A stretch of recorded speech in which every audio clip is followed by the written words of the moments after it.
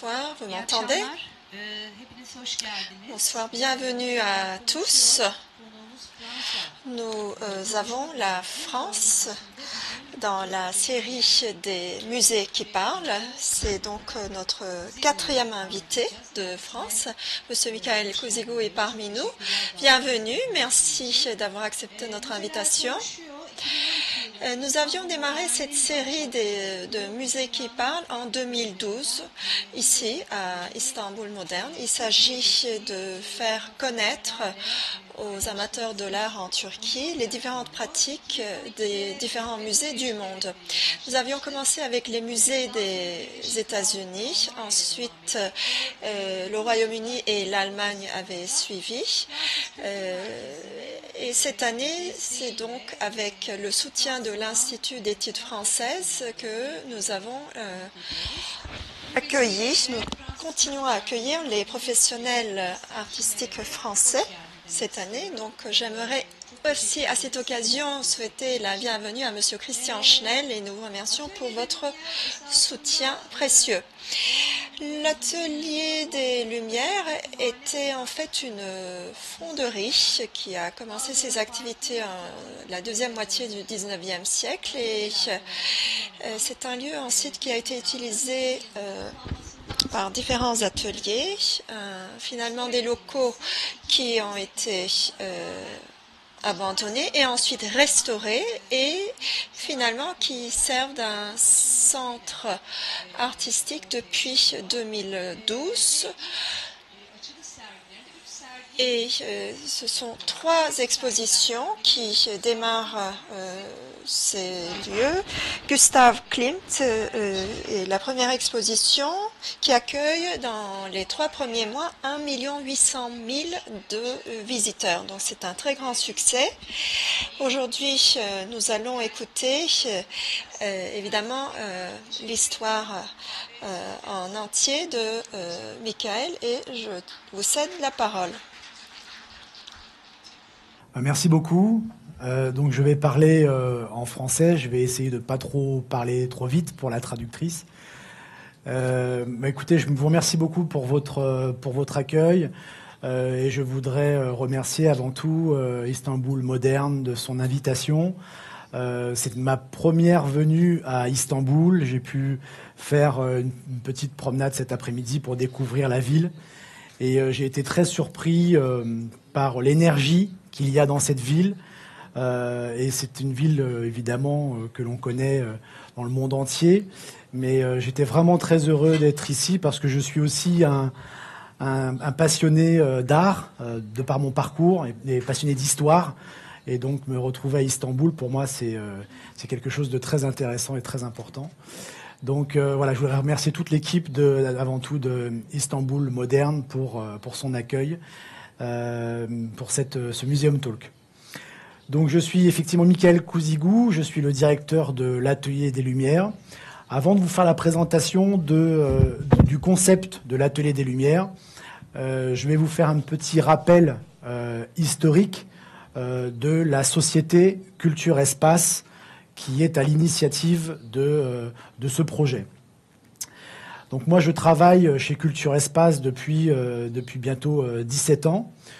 Culture Espace est une société privée qui a été fondée par Bruno Monnier, donc il y a à peu près 30 ans. Et cette société est spécialisée dans la gestion déléguée de monuments historiques. On fait ce que l'on appelle de la délégation de services publics, de monuments historiques ou de musées. Donc, dans ces contrats de délégation de services publics, nous gérons, nous animons complètement, à nos risques et périls, comme on dit, l'ensemble du management de ces musées qui nous sont confiés par des organismes publics. Ça peut être des villes, alors c'est le cas à Nîmes, dans le sud de la France, où on gère les arènes de Nîmes, les monuments romains de Nîmes, on gère le théâtre antique d'Orange qui est classé à l'UNESCO. Et à Paris, on gère aussi d'autres musées comme le musée Jacquemart-André, qui lui appartient à l'Institut de France. Donc en fait, c'est comme un contrat de service pour gérer et animer ces monuments. Il faut savoir qu'en France, comme en France et en Italie, souvent la gestion des lieux culturels est souvent confiée au service public. Contrairement aux pays anglo-saxons, où il y a beaucoup plus évidemment de propriétaires privés ou d'acteurs privés dans la culture et dans le patrimoine, notamment un peu comme Istanbul moderne, auprès de fondations privées. En France, c'est un petit peu différent. Donc nous sommes le premier acteur culturel privé en France depuis une trentaine d'années. Donc avec notre expérience de la gestion de monuments et de musées, et notamment l'organisation d'expositions temporaires, notamment à Paris, avec le musée Jacquemart-André à Paris, le musée Mayol à Paris, nous avons repris en gestion, il y a quelques années, l'ancienne cathédrale d'images au Baux-de-Provence. Ce lieu était un lieu qui était dédié aux projections d'images en grand format. C'est un lieu qui est situé sous une montagne, au Baux-de-Provence, dans le sud de la France. Et ils utilisaient des systèmes de diapositives, de grandes diapositives, pour projeter des expositions, projeter des œuvres d'art avec de la musique. Quand on a repris ce lieu en gestion, on est allé tout de suite vers un équipement audiovisuel numérique pour adapter et pour moderniser l'ensemble du concept. Et on l'a énormément fait évoluer pour en faire un lieu de projection immersif. Alors je sais pas, je crois que Ümit me disait que c'était difficile de traduire immersif en turc, mais l'idée c'est vraiment de mettre le public à l'intérieur des œuvres d'art.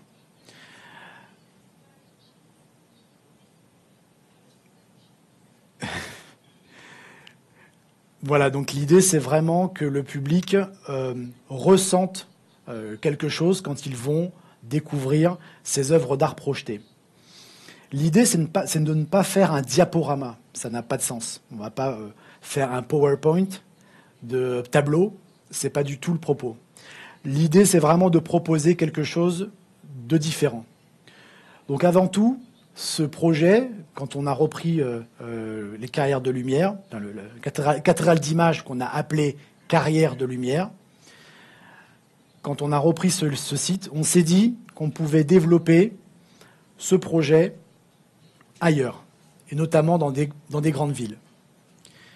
Et donc nous avons cherché des lieux suffisamment grands pour permettre l'immersion.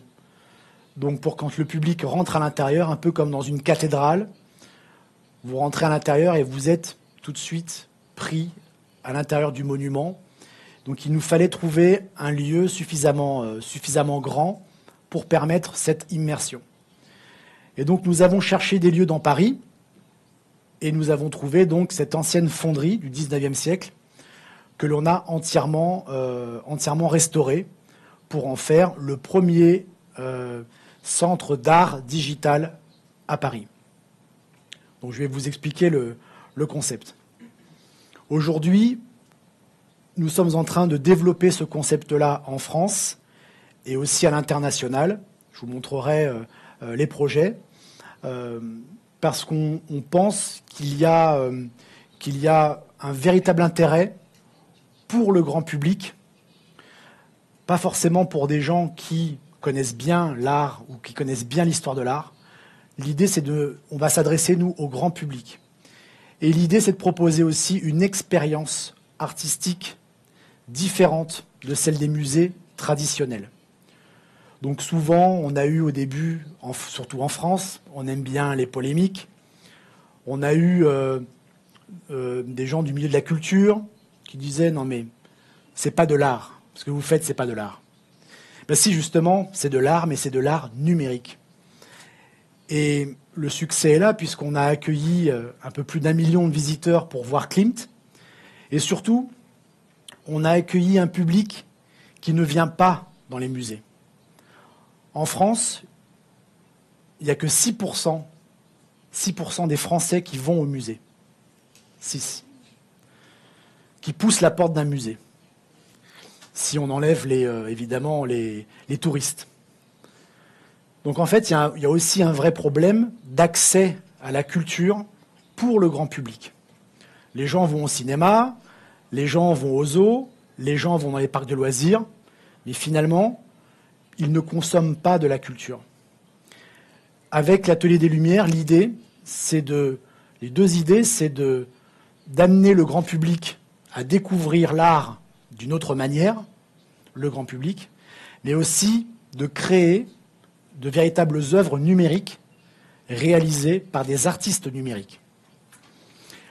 Voilà, donc je voulais juste faire cette introduction pour que vous compreniez le concept et surtout pour ne pas opposer les choses dans le monde de l'art. Il y a les arts plastiques, la peinture, la sculpture, et aujourd'hui il y a les arts numériques. Et les deux sont là pour vivre ensemble. Ce n'est pas l'un contre l'autre, c'est vraiment les deux ensemble. En fait, on est un peu comme l'arrivée de la photographie au XIXe siècle, avec la peinture. Les peintres académiques, surtout en France, avaient très peur de l'arrivée de la photographie. Parce que les peintres académiques peignaient toujours de la même manière, comme des photos. Et ils se sont dit, mais je vais perdre mon travail. Il y a l'appareil photo. Et donc, en réaction, il y a eu l'impressionnisme. Donc c'est ça qui est intéressant, c'est que l'arrivée d'une nouvelle technologie permet, dans l'art, permet de créer quelque chose de nouveau, permet de créer un mouvement. Et ça a été la même chose avec la Renaissance, dans la Renaissance, avec l'arrivée des mathématiques dans l'art, où en fait on va créer les tableaux d'une manière différente.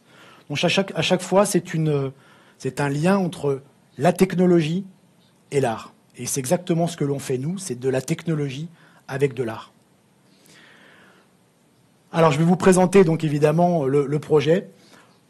Donc, dans Culture Espace, on a maintenant un organisme qui s'appelle AMIEX, Art and Music Immersive Experience.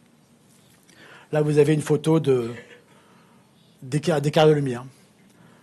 Donc, la présentation est en anglais, mais je ne vais pas trop vous assommer avec des chiffres. L'idée principale, c'est vraiment d'adapter des grands noms de l'histoire de l'art en faisant ces expériences immersives. On crée une nouvelle dynamique parce que ce format d'expérience immersive correspond aussi à des pratiques digitales que l'on a tous aujourd'hui, notamment avec nos smartphones. On fait tous du digital toute la journée. Donc on aime ce type aussi de support-là. L'idée, c'est le concept de la musique est très important au sein de notre expérience parce que c'est l'élément clé qui va provoquer l'émotion chez les visiteurs. C'est la combinaison de l'image et de la musique. Et évidemment, il faut trouver un site important, un site grandiose, qui va participer au storytelling, à l'histoire que l'on va proposer aux visiteurs. Dans le sud de la France, c'est une ancienne carrière de pierre. Donc c'est comme une cathédrale de pierre sous la montagne. À Paris, c'est une ancienne fonderie. Et vous allez le voir, on a d'autres projets. On a un site en Corée du Sud, en filiale, qui est un ancien bunker de la guerre de Corée. On a un projet à Bordeaux, dans une ancienne base sous-marine à Bordeaux. On a un projet à New York, dans une ancienne banque. Donc à chaque fois, on cherche des lieux emblématiques, parce que ces lieux ont aussi une histoire à raconter. Et c'est l'ensemble de cette combinaison qui va créer l'intérêt et le succès pour le public.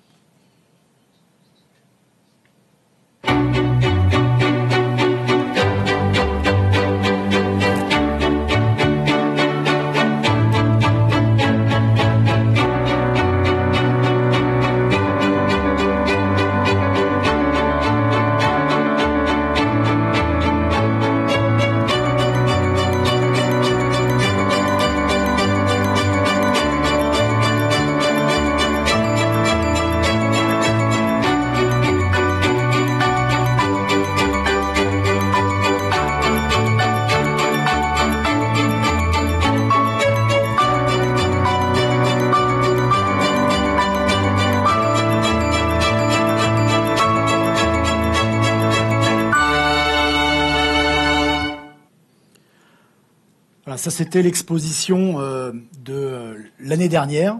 Donc on a accueilli 1,2 million de visiteurs en 8 mois.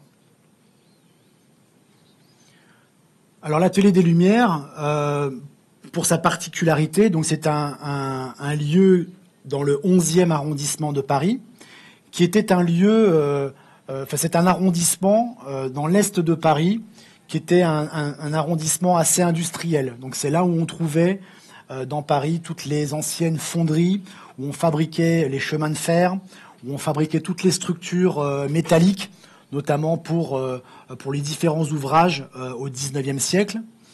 Et ce lieu était abandonné depuis de nombreuses années. Et nous avons réussi à trouver ce lieu, à garder la structure du lieu, et on va se servir justement des différents éléments de la fonderie, comme une ancienne citerne à eau, une ancienne cheminée. On a des bassins aussi où on refroidissait les pièces métalliques en fusion, donc on va utiliser ces bassins.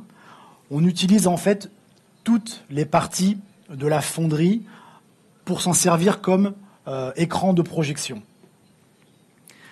Donc là, dans ce lieu, on a installé 140 vidéoprojecteurs. Aujourd'hui, c'est la plus grosse installation au monde, ce qui représente à peu près 3 milliards de pixels, pour ceux qui connaissent un peu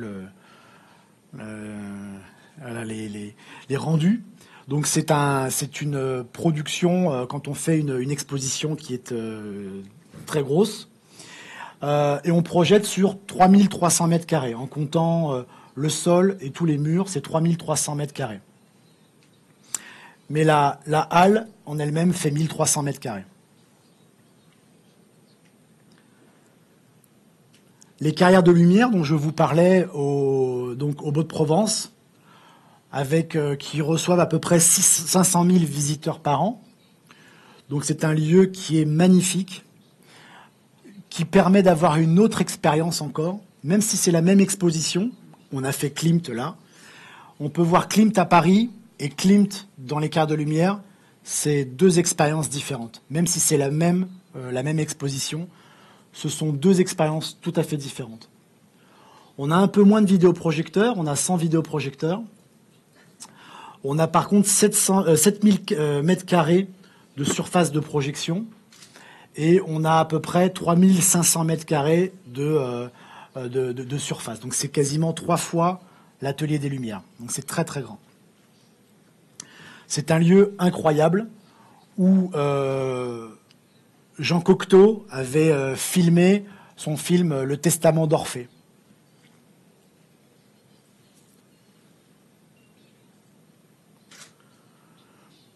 Donc je vous en parlais, c'est le bunker des Lumières qu'on a ouvert en fin d'année 2018, qui est un lieu qui est situé sur l'île de Jeju.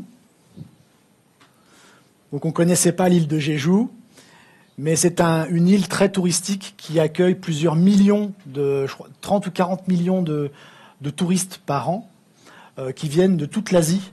C'est une île un peu tropicale. Et donc il y a beaucoup de touristes du Japon, beaucoup de touristes de Corée qui vont là-bas. Et là c'est une franchise avec un opérateur local qui a fait l'investissement. Et donc dans le cadre de la franchise, on leur fournit le savoir-faire et les expositions. Donc c'est un contrat de partenariat. Donc c'est aussi un lieu qui est chargé d'histoire parce que c'est un lieu qui est lié à la guerre de Corée.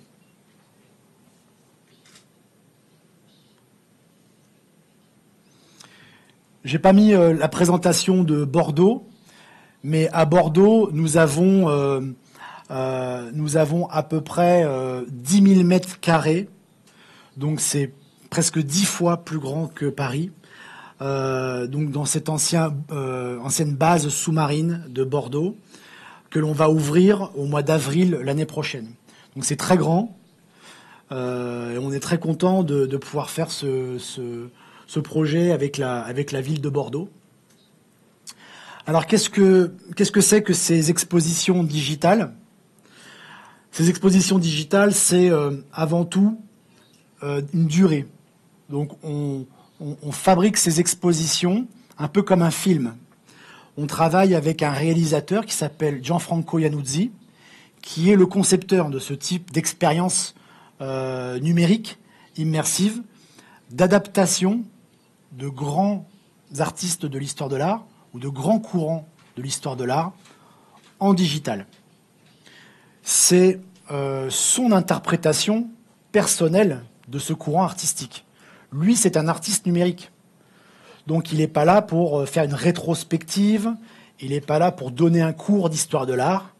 Il livre une expérience numérique immersive de 35 minutes au grand public. C'est son œuvre numérique. Donc on a réalisé l'ensemble de ces expositions. On est en train de préparer de nouvelles expositions avec d'autres artistes. Et l'idée de ces grands classiques de l'histoire de l'art, c'est, comme je vous le disais, d'attirer un public qui ne va pas forcément dans les musées. Et surtout, ce qui est intéressant, c'est de montrer des tableaux, de montrer des œuvres d'art qui sont pas forcément montrées au grand public. Par exemple, pour Klimt, on a réalisé l'exposition avec 6000 images, des 252 ou 257 tableaux peints par Gustav Klimt.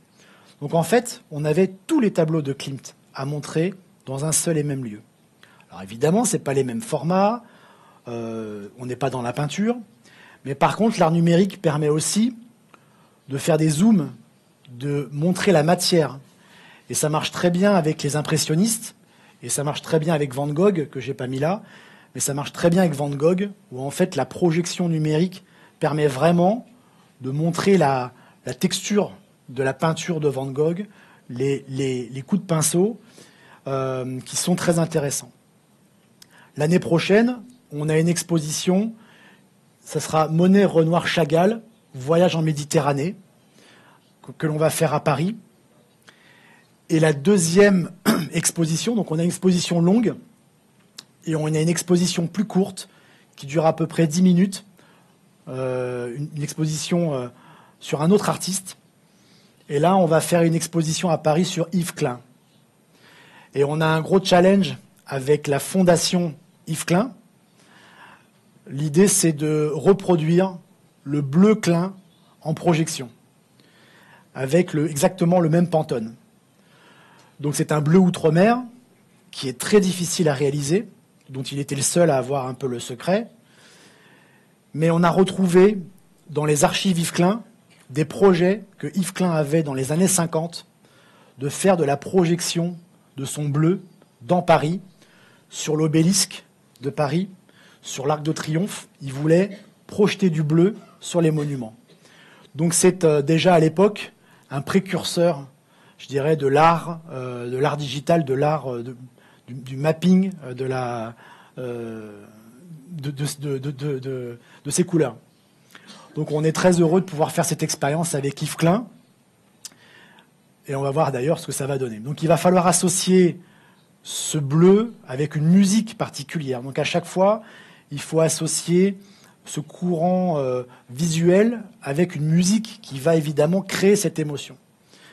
Alors pour l'anecdote, pour Van Gogh par exemple, on n'est pas sur de la musique 19e, sur de la musique classique. On a par exemple, vous avez au début dans l'Atelier des Lumières, vous avez une image qui monte comme ça sur les murs, et vous avez ce tableau du semeur, avec ce grand soleil derrière le semeur, qui est en train de semer dans son champ. Et là, vous avez la musique de Janis Joplin. Et en fait, vous voyez le décalage, et vous dites, mais ça va tellement bien ensemble, ça marche tellement bien ensemble que ça crée tout de suite une émotion particulière à ce que l'on voit. Voilà, donc ça c'est un peu notre catalogue d'exposition numérique. Donc évidemment, pour faire ce type d'exposition-là, nous on gère Jacques Marandré à Paris, on a une collection permanente et on organise des expositions temporaires. On a fait Caravage l'année dernière, donc avec le transport, avec les assurances, avec tout ce que ça comporte aujourd'hui, même en termes de risques pour l'organisation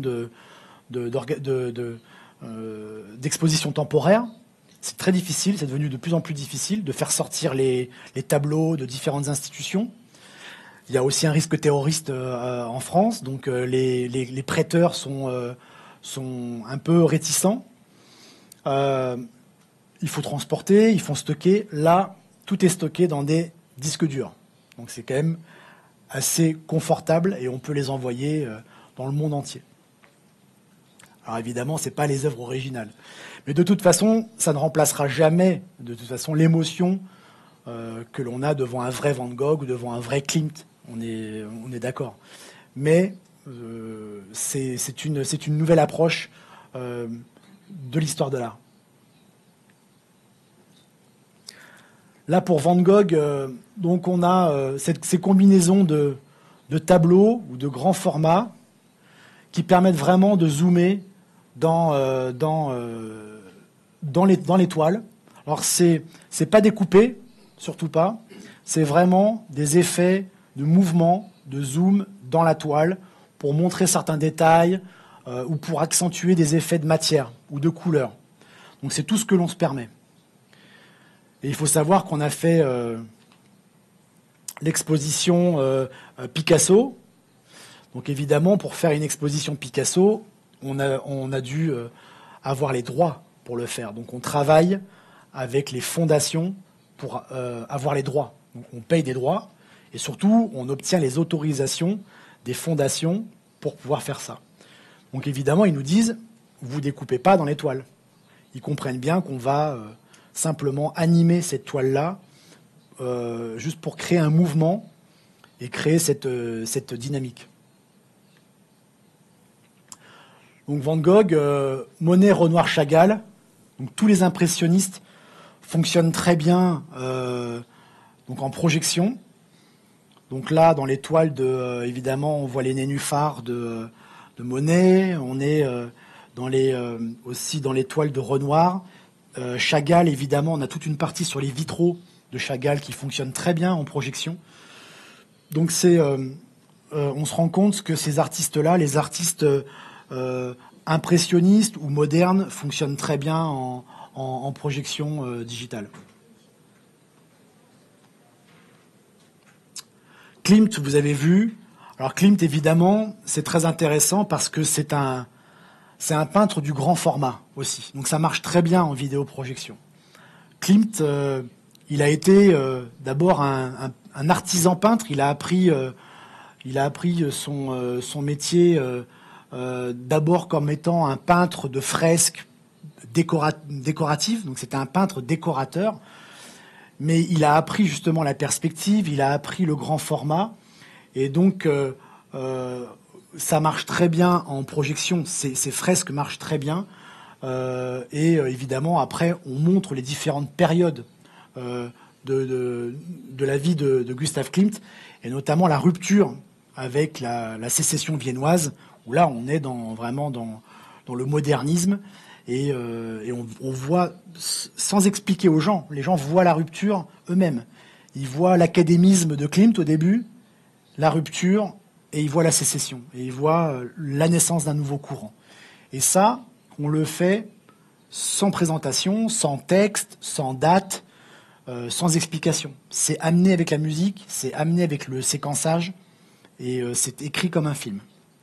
Donc les gens comprennent tout seuls. Évidemment, les peintres de la Renaissance, alors ça marche très très bien, parce que ce sont évidemment les peintres des très grands formats, ce sont les peintres de la perspective, évidemment c'est les peintres de la couleur.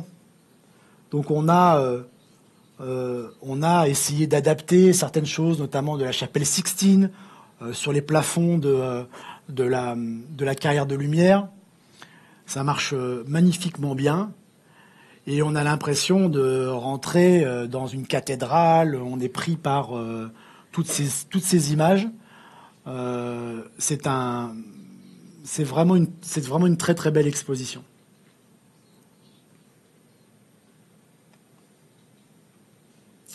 Chagall, évidemment, donc je vous en ai parlé. Donc on voit justement toute la partie sur les vitraux, qui est très intéressante, un peu comme les peintres de la Renaissance. On rentre dans la tête aussi un peu de Chagall, comme dans un rêve, donc transporté par la musique. Il y a aussi du jazz, il y a de la musique classique, il y a de la musique juive. Donc on est un peu dans ce rêve de Chagall, et on voit ces personnages qui nous entourent, comme dans une projection onirique de son art.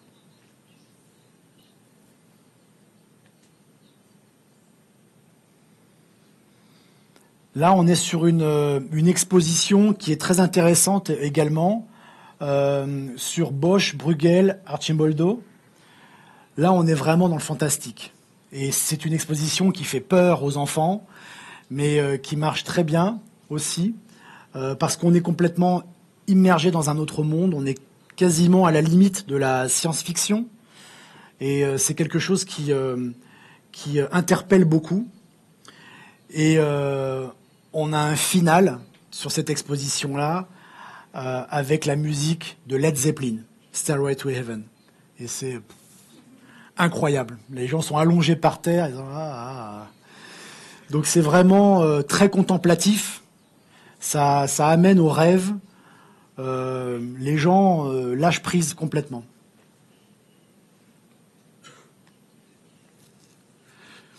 Donc ça, c'était pour l'exposition Picasso, qui est une très belle exposition, qui est beaucoup plus compliquée à amener pour le grand public. Et alors on l'a combiné avec les grands maîtres espagnols, Goya, Velázquez, avec Picasso, qui sont les peintres qui ont inspiré évidemment Picasso. C'est une exposition qui peut être un peu plus difficile d'accès pour le grand public, mais qui fonctionne aussi très bien.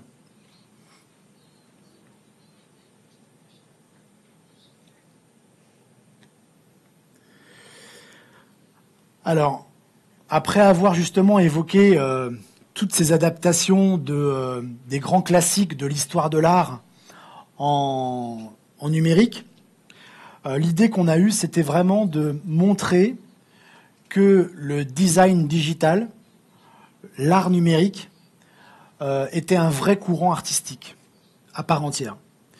Et qu'aujourd'hui, l'art numérique recouvre énormément de disciplines différentes.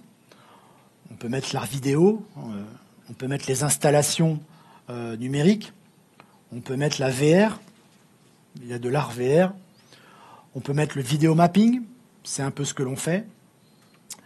Et on a énormément de studios, de jeunes créatifs qui sont de véritables talents, des talents du XXIe siècle, et que l'on voulait mettre en valeur lors d'un festival que l'on va lancer dans 15 jours à l'Atelier des Lumières, qui va s'appeler Immersive Art Festival à Paris. Et moi, en allant chercher des équipes artistiques un peu partout en Europe, j'ai découvert qu'il y avait de nombreux talents à Istanbul. Et en fait, on va faire venir 3 studios de création turcs qui sont basés à Istanbul. Donc c'est Ouch, NoLab et Void, qui sont de jeunes créatifs qui travaillent un peu partout dans le monde entier, mais qui sont basés ici à Istanbul, et qui ont leurs univers assez incroyables à montrer au grand public. Et l'idée, c'est de montrer au public français et étranger que l'art numérique, on a ces jeunes créatifs qui travaillent dans ce qu'on appelle le motion design, ou le digital design, et que ce sont des artistes à part entière. Sauf qu'ils n'utilisent plus le pinceau ou le crayon, ils utilisent l'ordinateur. Et que leur monde sont des gens qui ont 20-25 ans, ils ont toujours connu Internet, ils sont immergés dans l'art digital depuis le début, ils n'ont pas forcément fait les beaux-arts, mais ils créent un courant artistique à part entière. Et pour nous, c'est très important de les mettre en valeur. Et donc, on a 10 équipes enfin 11 équipes qui vont concourir pendant une semaine. Ils doivent nous rendre chacun un projet de 4 minutes sur le thème de leur choix. Ces 11 projets, on va les mettre ensemble. Ça va former une boucle de 45 minutes. Et donc, on a des studios français, on a un studio belge, on a un studio irlandais, et on a 3 studios turcs. Alors souvent, les médias français, la presse française nous demandent « Mais pourquoi vous avez 3 Turcs ?» Je dis parce qu'ils sont talentueux et ils viennent, on va montrer ce qu'ils savent faire, parce qu'il y a un vrai courant artistique ici à Istanbul, qu'il est très intéressant de montrer justement à Paris, qui est une ville plutôt aussi classique en termes culturels. Voilà, donc c'est tout le propos de l'Immersive Art Festival. Donc chaque soir de 18h à 23h, nous allons projeter ces projets et le public va pouvoir voter en direct sur une application dédiée sur les smartphones pour leur projet préféré. Et à la fin de la semaine, donc le 24 octobre, on remettra des prix aux gagnants, aux différents gagnants qui auront été choisis par le public. Et donc ce sera le premier Immersive Art Festival à Paris. Donc je vous laisse la bande-annonce.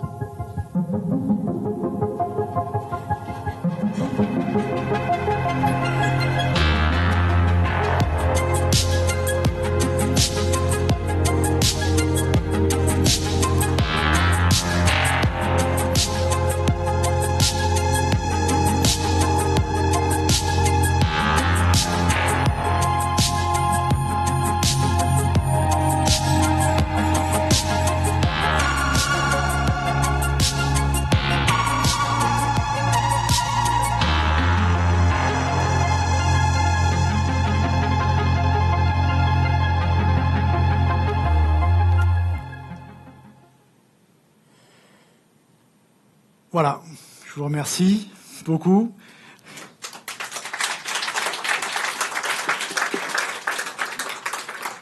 Donc, je peux répondre à vos questions si vous voulez, s'il y en a.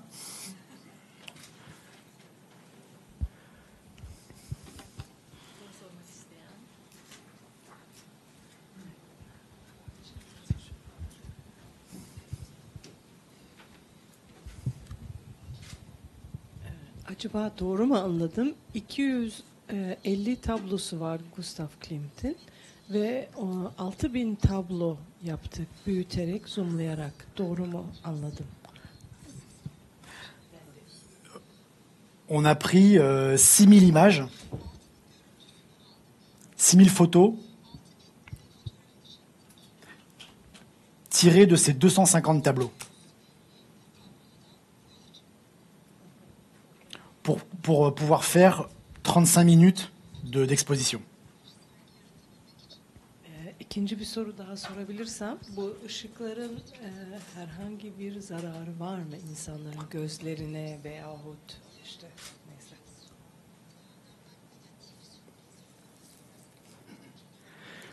C'est une bonne question.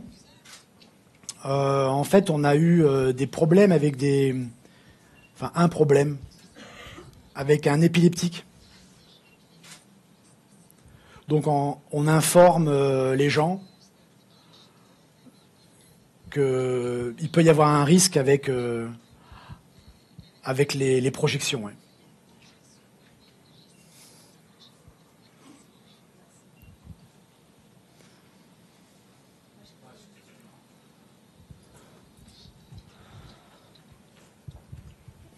Güzel sunumunuz için teşekkür ederiz. İstanbul'a hoş geldiniz. Aklıma sizi izlerken şu soru geldi. Acaba grafitiye nasıl uyarlanabilir? Neler yapılabilir? Herhangi bir şey söyleyebilir misiniz? Aklınıza geliveren.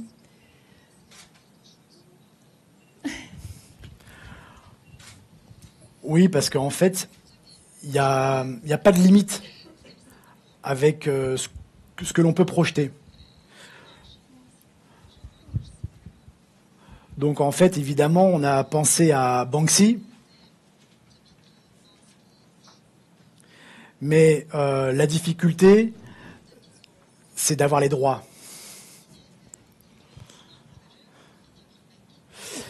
Mais on peut créer des expositions autour du street art.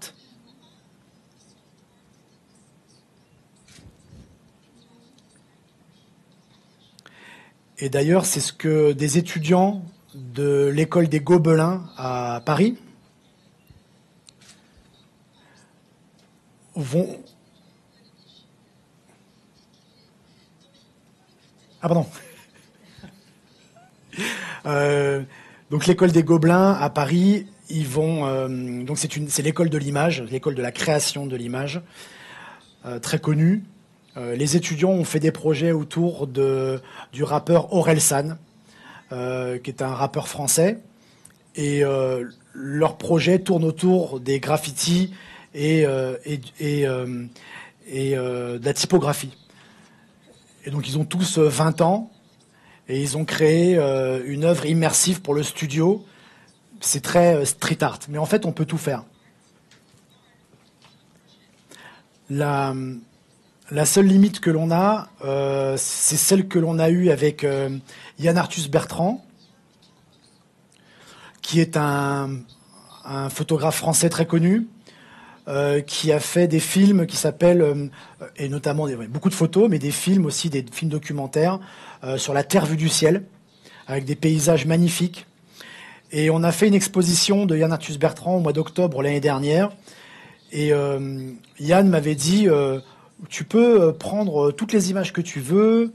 On a tourné en 4K, 4K, mais en fait, pour nous, même la 4K, c'est trop petit comme format. En fait, si on veut faire de la vidéo, il faut faire un tournage spécifique avec plusieurs caméras 8K. Donc il faut faire des rigs, parce qu'on est sur un mur, on est en 30 000 pixels. 30 000. Donc il faut des caméras spécifiques. Donc la vidéo, on sait que ce sera très compliqué à faire. Le cinéma, ce sera compliqué. Ou alors il faut faire un tournage spécifique. Mais pour le cinéma, on est déjà en discussion avec le CNC. On rencontre des réalisateurs de films qui travaillent en VR.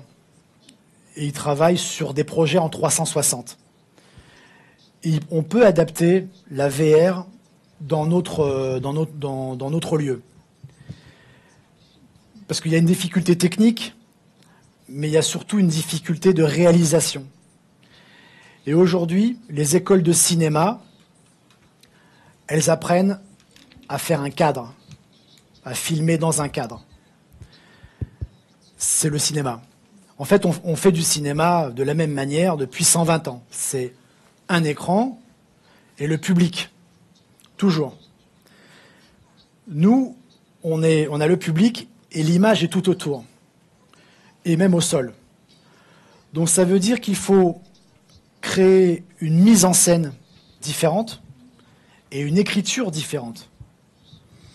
Et donc une réalisation différente. Donc ça demande une technique nouvelle qui n'est pas encore enseignée dans les écoles de cinéma. Mais par contre, les réalisateurs de jeux vidéo, eux, ils ont cette mécanique psychique pour pouvoir créer en 360. Donc ça, c'est très intéressant pour la création numérique aujourd'hui, de revoir notre relation à l'image, de revoir notre relation au cinéma, à l'écran, à la télé. Depuis qu'on a inventé le cinéma il y a 120 ans, il n'y a pas eu une très grande révolution dans le cinéma. Même le relief, c'est pas une très grande révolution. C'est toujours des spectateurs devant un écran. Toujours. Depuis 120 ans. Merci. Benim de bir sorum olacaktı. Bu Immersive Art Festival'daki grupları nasıl tespit ettiniz? Açık çağrı mı yaptınız yoksa bir jüri mi vardı?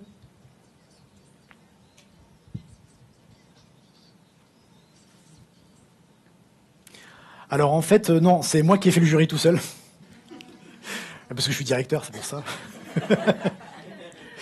Alors, en fait, non, la difficulté, c'est... moi, ça a été déjà de comprendre aussi cet environnement des studios de création. Moi, je viens pas de là. Non. J'ai pas fait d'école de motion design. Donc, il a fallu que je rencontre des gens, que j'aille sur des festivals d'art numérique ou des festivals, des light festivals en Europe, et de rencontrer différents studios.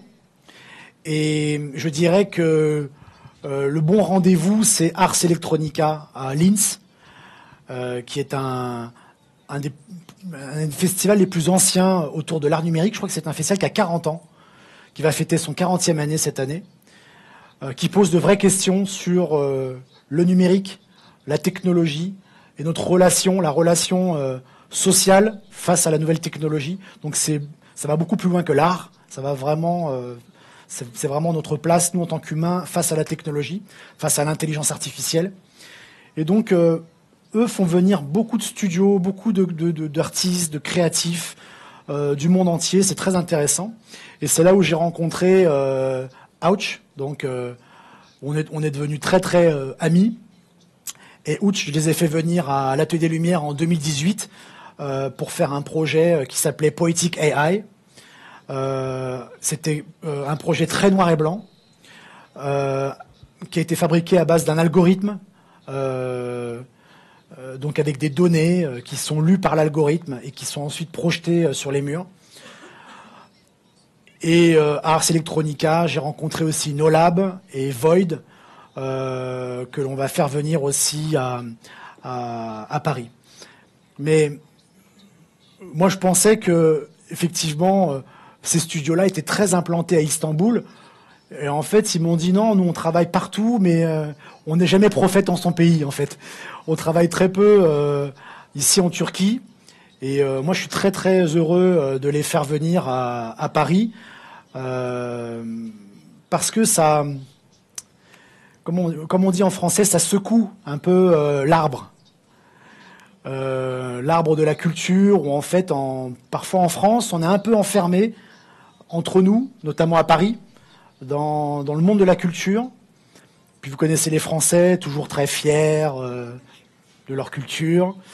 Et en fait, c'est très intéressant de voir que dans des pays comme la Turquie, il y a une vraie jeunesse, une vraie énergie de production, que beaucoup travaillent à Los Angeles. Et puis évidemment, on connaît bien Refik Anadol, qui est un artiste turc, qui est très très connu dans le monde de l'art numérique.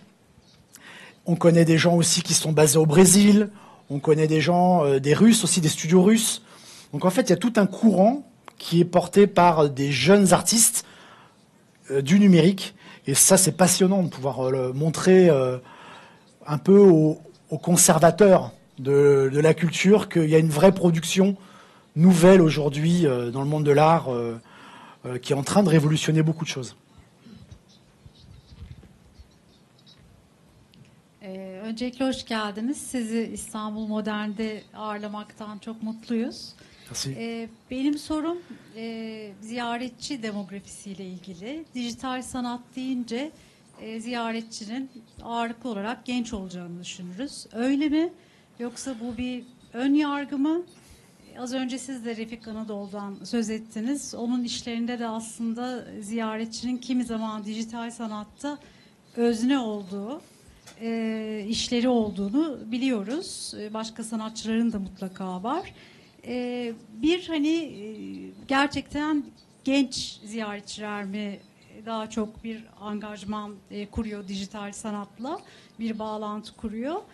Yoksa ileri yaştaki kişilerin de bağlantı kurduğu bir sanat dalı mı artık?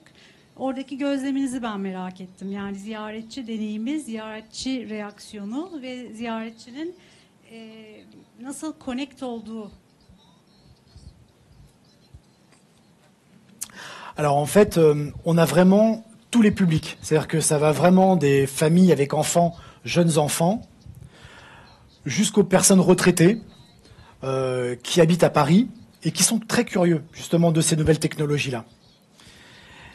Et ce sont des gens qui veulent vivre aussi une nouvelle expérience. Souvent, ce sont des gens très cultivés, qui sont consommateurs de musées, qui vont souvent au musée. Et eux vont être dans une démarche un peu de comparaison entre l'expérience plastique classique et l'expérience numérique, digitale. Et ils vont faire un peu la comparaison. Et en fait, ça marche très bien parce que ce sont deux expériences différentes. On est, nous, beaucoup plus sur une expérience émotionnelle. Donc ce public-là, les personnes âgées, sur eux, ça marche très bien. Ils en sortent assez ébahis parce qu'ils sont surpris aussi par la technologie que l'on emploie. On a beaucoup plus de facilité, évidemment, à les faire venir sur des expositions classiques comme Klimt, Van Gogh, Monet. Il y a déjà un lien avec ce qu'ils connaissent. Ce public-là, on ne l'aura pas forcément sur des choses beaucoup plus contemporaines, parce que là, pour le coup, ils vont être un peu perdus. Mais on a des familles avec des jeunes enfants, ça marche très bien avec eux. On fait venir beaucoup de scolaires aussi, notamment de la banlieue de Paris, qui ne vont jamais au musée. Donc on fait venir des cars entiers, on a des actions sociales auprès des enfants pour les faire venir voir le musée gratuitement. Et on a des enfants qui... donc on fait des ateliers pédagogiques avec eux avant. On leur présente Klimt, qui était Klimt, à quelle période il a vécu, comment il peignait. Et à la fin, ils viennent voir Atelier des Lumières. Alors ils retiennent tout. Et il y en a beaucoup qui connaissent Klimt et Zidane. C'est les deux qui connaissent. Donc pour nous, c'est très intéressant parce que ça permet de les initier un peu à l'art. Et beaucoup d'entre eux n'auront pas forcément la chance d'aller au Belvédère voir les vraies toiles de Klimt à Vienne, c'est sûr. Donc c'est une manière de s'initier à l'art d'une manière différente. Et ce qu'ils apprennent à 10 ans, ils le gardent pour toute leur vie, c'est sûr. Donc ça marche très bien sur les enfants, ça marche très bien sur les familles, et ça marche très bien sur les jeunes adultes, évidemment, les étudiants, qui eux sont très connectés, et eux vont consommer plutôt, un peu comme à Istanbul moderne, de l'art contemporain, des nouveaux médias, ils sont très connectés. Donc pour eux, c'est un environnement qu'ils connaissent, qu'ils maîtrisent. Donc c'est normal d'aller à l'Atelier des Lumières. Donc voilà, donc on a vraiment tous les publics possibles. Et c'est un très bon outil de démocratisation culturelle en fait. Merhabalar. Öncelikle bu müze deneyimine başka bir duyu eklenmesi, yani müziğin eklenmesinin ne zamandır beklediğim bir şey olduğunu söylemek istiyorum. Merak ettiğim şey ise yani eserlerde duyguyu yönlendirme cesaretini bir şekilde göstermiş oluyorsunuz. Çünkü yaptığınız müzik seçimleri aslında insanları belli bir yola sokuyor ve insanlar bir şekilde sizin formatınızda görmeye başlıyor da sizin formatınızda o duyguya girmeye başlıyorlar o eserleri gördüğünde. Bunun için belirli insanlarla çalıştınız mı? Yani çünkü bir yerde psikolojiye dokunan bir yanı var. Müziğin insan duyusu üzerindeki etkisi azımsanmayacak bir yerde ve bunu sanat eserleriyle bağdaştırmak için başka alanlarda çalışan insanlarla büyük ihtimal çalışılması gerekiyor. Böyle birileri var mı? O süreç nasıl ilerledi? Asıl olarak orayı merak ediyorum. Bir de bir ihtimal olarak üçüncü bir duyu olan koku duyusunda böyle bir sergi eklemek ister miydiniz? Ya da nasıl olurdu? Bir de bunu merak ediyorum. Alors sur la combinaison de la musique et de l'image, c'est le choix de réalisateur. C'est comme Godard qui choisit Georges Delerue, le thème de Camille, pour un de ses films. On a tous cette image de Brigitte Bardot avec cette musique de Georges Delerue. En fait, c'est le choix de Godard. Il n'a pas fait appel à des psychologues pour lui dire il faut choisir ça, ça. En fait, l'idée, c'est vraiment qu'on ait le choix du réalisateur qui lui va prendre soit des thèmes connus, parce qu'il pense que cette musique va être particulièrement adaptée à telle scène ou à telle image. Mais après, il va travailler aussi avec ses compositeurs. Donc il va aussi avoir, lui, des compositeurs, des gens qui vont faire des parties musicales, notamment, je pense, pour Unterwasser. C'était la deuxième exposition qu'on avait avec Klimt, où là, c'était que de la composition réalisée par l'équipe de production de l'exposition. Donc il y a Gianfranco Iannuzzi, qui est le réalisateur, et qui travaille aussi avec des compositeurs qui vont fabriquer la musique pour l'exposition. Mais c'est un peu comme au cinéma, c'est-à-dire que l'un et l'autre sont portés. La musique, l'image, l'un et l'autre sont portés. Évidemment, si on voit l'exposition sans musique, il n'y a plus l'émotion qui monte. Et s'il n'y a que de la musique, sans image, pareil. Alors on peut se fabriquer ces images quand même dans la tête.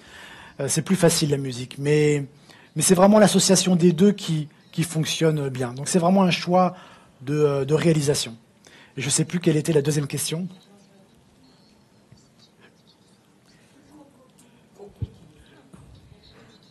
L'odorat. L'odorat, en fait, c'est possible. C'est des choses sur lesquelles on travaille aussi. Après, il y a des...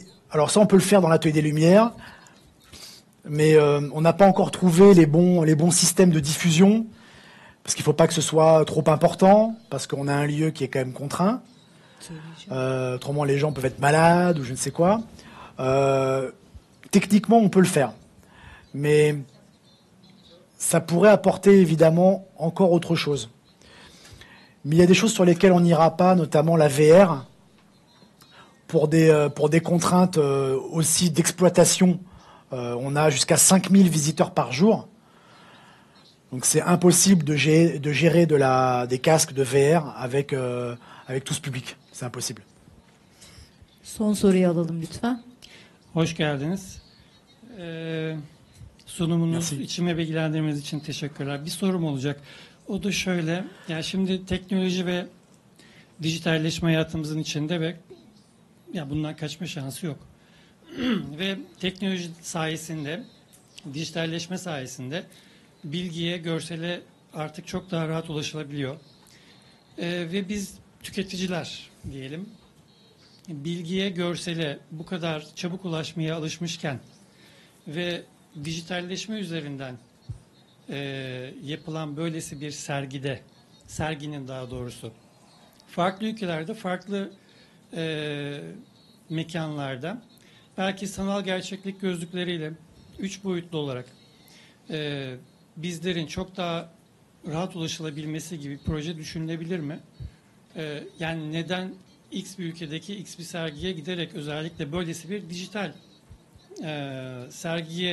sergideki görsele ulaşmaya çalışalım. Çünkü çok daha rahatlıkla belki ulaşmak yaratılabilecek, tabii ki özel mekanlarda bunlara ulaşmak mümkün olabilir.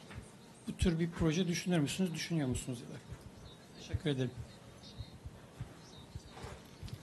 Alors comme je disais, pour nous, la VR, c'est on connaît bien la VR parce qu'on a fait un projet en VR pour le Théâtre Antique d'Orange dans le sud de la France, pour un projet muséographique précis avec un film qui est diffusé en VR, qui montre la construction du Théâtre Antique d'Orange à l'époque romaine. Là, il y a un intérêt parce que le public est assis dans une salle, il met le casque et il peut regarder la construction du théâtre autour de lui comme un film. Pour nous, la VR, ça peut être intéressant dans certains musées, certaines installations. Pour nous, à l'Atelier des Lumières, c'est avant tout une expérience collective. Le problème de la VR, c'est que ça vous enferme dans un concept qui est quand même assez solitaire. Ça peut très bien marcher pour les gens chez eux. Bientôt, on sera tous équipés avec Internet, on aura avec la PlayStation. Déjà, vous avez le casque de VR. Donc on aura tous des casques de VR chez nous pour regarder un film en VR ou pour faire un jeu vidéo en VR. ou pour regarder, pourquoi pas, visiter un musée en VR ou visiter le Taj Mahal en VR. Tout ça, vous pourrez le faire chez vous dans votre fauteuil. Mais l'atelier des Lumières, c'est une expérience collective. Et en fait, les gens vont s'allonger par terre. C'est une expérience contemplative, où les gens vont s'allonger par terre. Il n'y a pas d'interactivité non plus. On n'est pas dans la gamification de l'expérience. On ne veut pas que les gens jouent, on veut que les gens soient posés, n'interagissent pas avec l'œuvre. On veut juste que les gens s'allongent par terre, déambulent. C'est un peu notre objectif. Voilà, donc on peut le faire techniquement, on peut adapter les expositions en 360 en VR, mais c'est une expérience qui ne sera pas la même que de vivre l'expérience dans un lieu.